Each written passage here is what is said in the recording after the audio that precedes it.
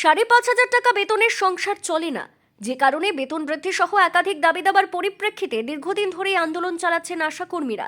আর সেই আন্দোলন এবার আরো জোরদার হচ্ছে। আশাকর্মীদের সবচেয়ে বড় আক্ষেপ, জেলা শাসক দপ্তর তাদের বেতন সম্পর্কে কিছুই জানেন না। সব থেকে দুঃখের বিষয় যে আমাদের ৫,২৫০ টাকা আমরা পাই, সেটা কি ডিএম দপ্তর জানে না? উনি আমাদেরকে জিজ্ঞাসা করছেন যে আমরা কত টাকা পান, মাসিক বেতন আপনাদের কত। তো এটাই আমাদের দুঃখ যে আমাদের ৫,২৫০ টাকায় কি সংসার চলে? আজকের যুগে এত যে জিনিসের দাম বেড়েছে, তাহলে সেই টাকায় যদি সংসার চলতো, তাহলে ওনারা দেখিয়ে দিন যে ওনাদের যদি ৪ মাস বেতন বন্ধ থাকে, ওনারা কি এইভাবে থাকবেন? ওনাদের যদি ৪ মাস এরকম ভাবে বেতন বন্ধ থাকতো। দীর্ঘদিন ধরে আন্দোলনের পাশাপাশি বুধবার আশাকর্মীরা সিউড়ি প্রশাসন ভবনে সিউড়ির ১১টি ব্লক ও ৪টি পৌরসভার আশাকর্মীদের নিয়ে বিক্ষোভে সামিল হন। তাদের অভিযোগ, দীর্ঘদিন ধরে তারা তাদের একাধিক দাবি দাবা নিয়ে আন্দোলন চালালেও বারবার মিথ্যা প্রতিশ্রুতি দেওয়া হচ্ছে প্রশাসনের তরফে। জানতে এসেছি যে উনি আমাদের জন্য কি ভাবছেন, প্রশাসন আমাদেরকে নিয়ে এত বিড়ম্বনায় ফেলছে কেন।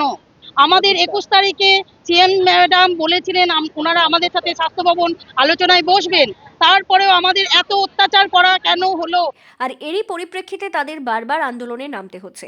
এমনকি তারা এবার সরাসরি জেলা শাসকের সঙ্গে কথা বলার দাবি জানান।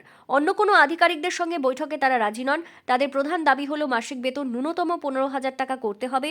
ভাগ ভাগ করে পারিশ্রমিক না দিয়ে প্রতি মাসে বেতন হিসেবে এককালীন টাকা দিতে হবে।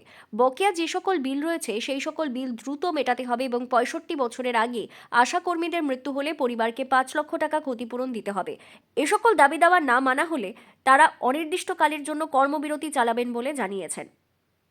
ন্যূনতম ১৫,০০০ টাকা মাসিক বেতন দিতে হবে এবং আমাদের যে আশাকর্মীদের ৬৫ বছরের আগে যে এত আশাকর্মীর মৃত্যু হচ্ছে, সেই মৃত্যু এই ৬৫ বছরের আগে যদি কোনো আশাকর্মীর মৃত্যু হয়, সেই ৫ লক্ষ টাকা যেন সেই আশাকর্মীর পরিবারকে দেওয়া হয়, এটা আমাদের ২ নম্বর দাবি। ৩ নম্বর হচ্ছে ভাগে ভাগে বেতন আমাদের দেওয়া চলবে না। যেটা আমাদের ভাগে ভাগে দেওয়া হচ্ছে, সেটা আমাদের খুবই সমস্যার মধ্যে পড়ছে আশাকর্মীরা। কারণ প্রত্যেকজনের